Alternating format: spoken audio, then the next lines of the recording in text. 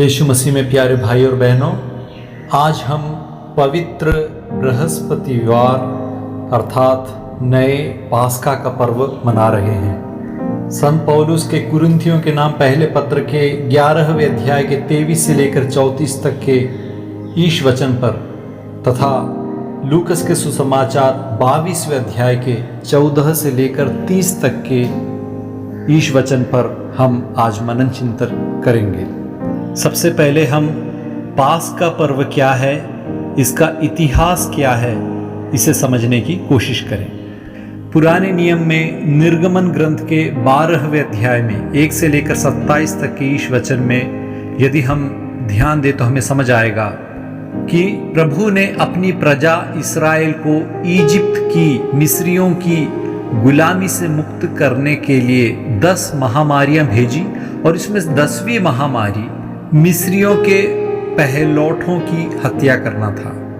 रात को प्रभु एक विनाशक दूत को भेजते हैं जो मिस्रियों के हर पहलौठों का वध करता है और इस्राएलियों के पहलौठों की रक्षा के लिए, मुक्ति के लिए प्रभु की आज्ञा के अनुसार इस्राएलियों ने अपने घरों के चौखट पर, दरवाजे पर 1 वर्ष के एक मेमने के रक्त को छिड़कते हुए उसे मुद्रित किया ताकि विनाशक दूत उसके सामने से हो गुजर जाए। इस हो गुजरने को ही पास्का कहते हैं, पासिंग ओवर। घर के निवासी उस मेमने के मांस को पूरी तरह से भून कर खाते थे और जो भी मांस बच जाता था उसे सुबह होने से पहले जला देते थे। निर्गमन ग्रंथ के ही 12वें अध्याय के 14वें वाक्य में प्रभु इस घटना को हमेशा स्मरण करने की आज्ञा देते हैं और कहते हैं, तुम उस दिन का स्मरण रखोगे और उसे प्रभु के आदर में पर्व के रूप में मनाओगे।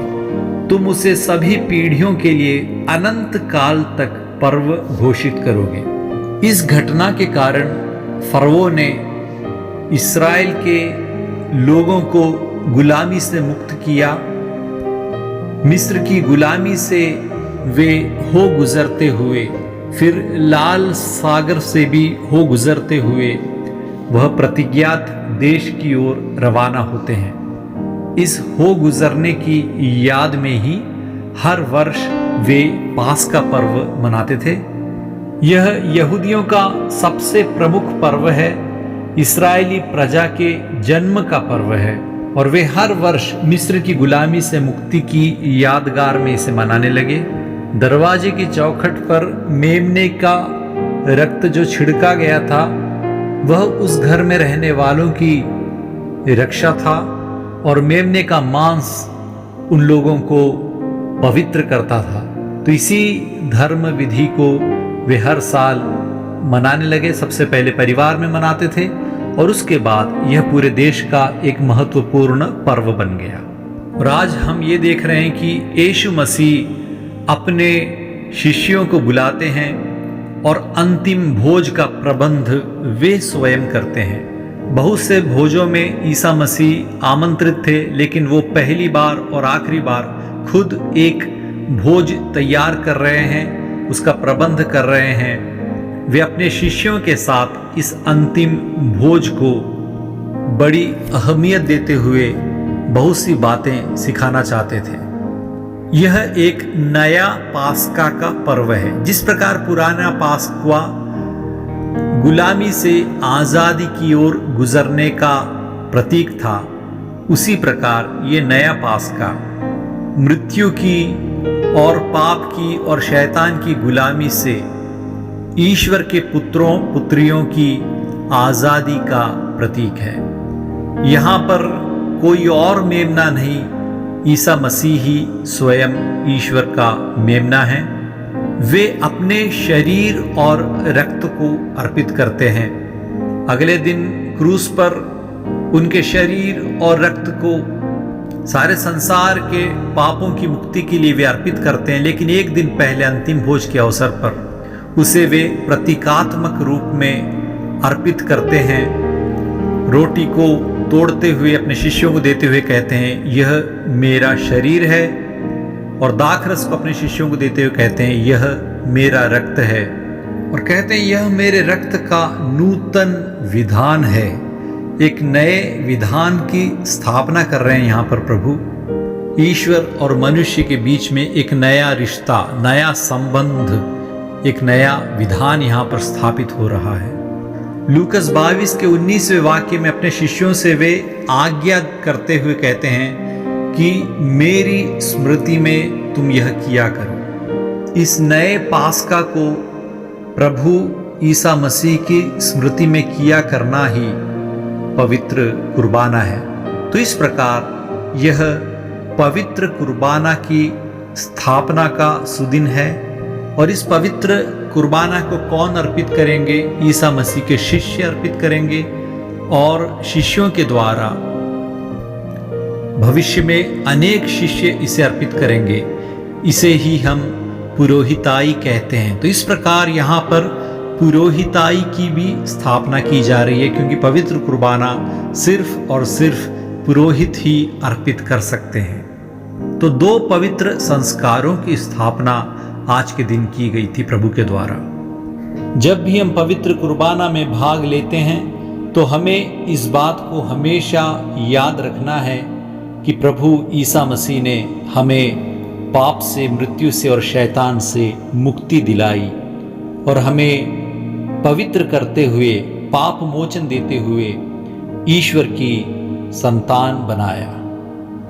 मृत्यु से हो गुजर कर हम जीवन की ओर, अनंत जीवन की ओर प्रवेश कर चुके हैं।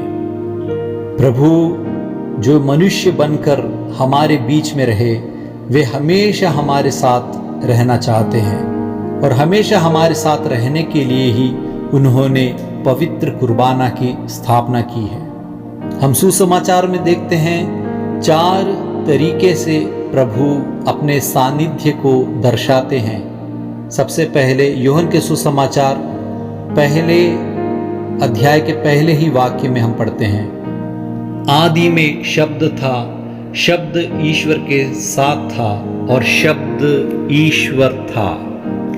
ईश्वर का शब्द वह ईश्वर है, और जब भी हम ईश्वर का वचन, ईश्वर का शब्द पढ़ते हैं तो उसके द्वारा हमें ईसा मसीह की मौजूदगी का एहसास होगा। अपने वचन के द्वारा ईसा मसीह अपने सानिध्य को प्रकट करते हैं। और दूसरी बात, मैथ्यू के सुसमाचार 18वें अध्याय के 20वें वाक्य में प्रभु हमसे ये कहते हैं, जहां पर भी 2 या 3 लोग मेरे नाम पर इकट्ठा होते हैं, उनके बीच में मैं प्रस्तुत हूं। तो जहां पर भी हम ईसा मसीह के नाम पर इकट्ठा होकर प्रार्थना करते हैं, तब ईसा मसीह का सानिध्य हमारे बीच में रहता है। और तीसरी बात, मैथ्यू के सुसमाचार 25वें अध्याय के 40वें वाक्य में प्रभु कहते हैं, राजा उन्हें यह उत्तर देंगे, मैं तुम लोगों से यह कहता हूं, तुमने मेरे भाइयों में से किसी एक के लिए, चाहे वह कितना ही छोटा क्यों ना हो, जो कुछ किया वह तुमने मेरे लिए ही किया। तो जब हम दूसरों की मदद करते हैं जो ज़रूरतमंद है, तो उनमें ही ईसा मसीह मौजूद हैं। यदि हम एक भूखे को खाना खिलाते हैं तो हम ईसा मसीह को ही खिला रहे हैं। तो ईसा मसीह हर एक ज़रूरतमंद में मौजूद हैं। तो हम ईसा मसीह की ही सेवा करते हैं जब हम किसी ज़रूरतमंद की सहायता करते हैं। यह मदर तेरेसा ने बहुत ही अच्छी तरह से जाना, समझा और अपने जीवन से हमें सिखाया। और चौथे तरीके से ईसा मसीह जो अपने सानिध्य को हमेशा हमारे सामने प्रकट करते हैं, वो है पवित्र कुर्बाना। जब भी हम पवित्र कुर्बाना अर्पित करते हैं तो उसमें प्रभु ईसा मसीह अपने शरीर और अपने रक्त को चढ़ाते हैं, और उसके द्वारा जब भी हम परम प्रसाद को ग्रहण करते हैं तो इसके द्वारा प्रभु का जीवन हमारे जीवन में आकर मिलता है। प्रभु हमारे दिल में, हमारे मन में, हमारी आत्मा में आकर निवास करते हैं। बहुत से लोगों को ये समझ नहीं आता कि ये कैसे ईसा मसीह का मांस और रक्त है, तो हमें पहले इस बात को समझना होगा कि ईसा मसीह का शरीर किस प्रकार का है। ईसा मसीह के 3 तरीके के शरीर हैं। पहला, पवित्र कुंवारी मरियम से उन्होंने जो शरीर ग्रहण किया, वह शरीर जो हमारे ही शरीर की तरह है। दूसरा शरीर महत्वीकृत शरीर है, जो महत्व का शरीर है, वह पुनरुत्थान के बाद ईसा मसीह को प्राप्त हुआ था। और तीसरा शरीर है पवित्र कुर्बाना में प्रभु जो रोटी को अपने शरीर में तब्दील करते हैं। पवित्र कुर्बाना में जो हम प्रभु का शरीर ग्रहण करते हैं, वह पवित्र कुंवारी माता से प्राप्त मांस का शरीर से ज़्यादा उत्थित प्रभु का शरीर है। पुनरुत्थान करने वाले ईसा मसीह का शरीर और रक्त है, जिसे हम ग्रहण करते हैं। आए भक्ति पूर्वक हम इस पर्व को मनाएं और हम ये याद करें कि प्रभु ने हमारे लिए अपने प्राणों को कुर्बान किया, और उनकी कुर्बानी को हमेशा हम ना केवल याद करते हैं, बल्कि उनकी ही तरह हमें भी एक कुर्बाना बनना है। हमारे जीवन को दूसरों के लिए अर्पित करना है, क्योंकि ईश्वर प्रेम के लिए अपने जीवन को दूसरों के लिए अर्पित करने से बड़ा प्यार इस दुनिया में कोई नहीं है। ईश्वर आपको अनुग्रहित करे।